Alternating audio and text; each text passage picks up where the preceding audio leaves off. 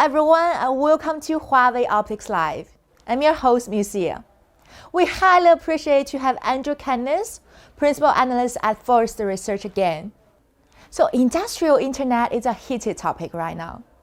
So how POL could serve the industrial scenario? Would you mind to give us several examples of how optical solution applies?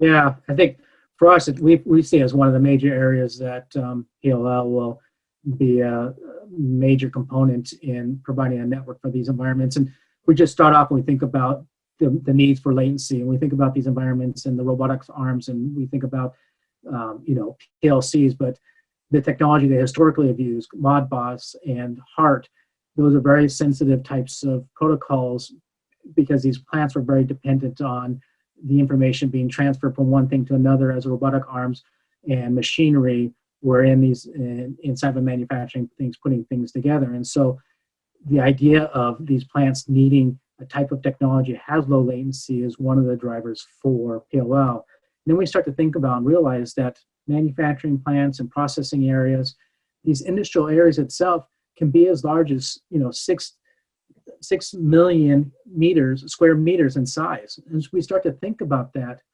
how is it not practical? I mean, is it practical to roll out a wired infrastructure that requires another connection every 100 meters, a wiring closet to protect it? It just doesn't make sense in these environments when you're dealing with 6 million square meters of space, and you have heavy machinery, you've got low latency requirements in this area. And we start to think also in the industrial areas the fact is that it's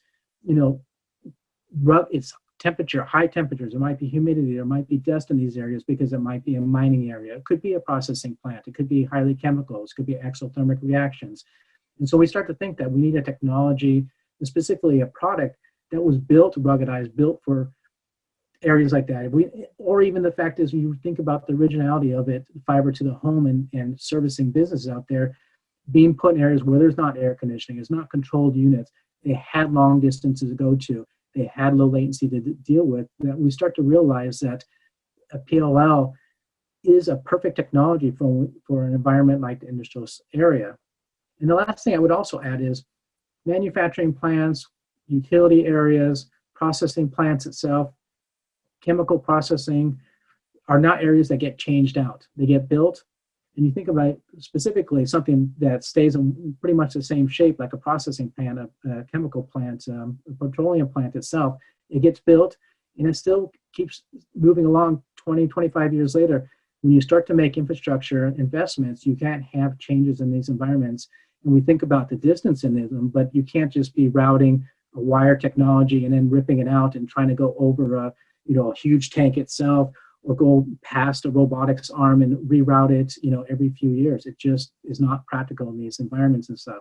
So the idea to have minimum changes is a fundamental piece of this industrial thing. And that's why passive optical LAN fits so nicely as a primary way to make connections to all the things that are needed within the industrial type of environments itself. Thank you, Andrew, for your answer. So could you share your perspective on the future trend and prospect of the POL? Yeah, so we see a lot of uptake and growth within the industrial area, but I don't think that's the only area that we're going to see this. We'll see a lot of other verticals and customers across the spectrum embracing this. And the next thing I could see is hospital systems where medical equipment and security devices and whether it be door locks and heart monitor information, as we start to see these environments where electromagnetic fields become important to deal with because of the nature of the medical equipment itself, or the fact is the mounted devices that need to be connected in some of the hospital rooms. Is this going to be another area where I could see a large amount of growth and embracing of passive optical LAN in those things? Or will we even start to think about the fact is even education in their large campuses and things being sprawled across, even sometimes larger than the processing plants when we think about the size of universities and managing that type of environment, you see as another adoption area itself. So in some areas, it'll be the dominant probably type of technology that will be used to make the connections on the wired side.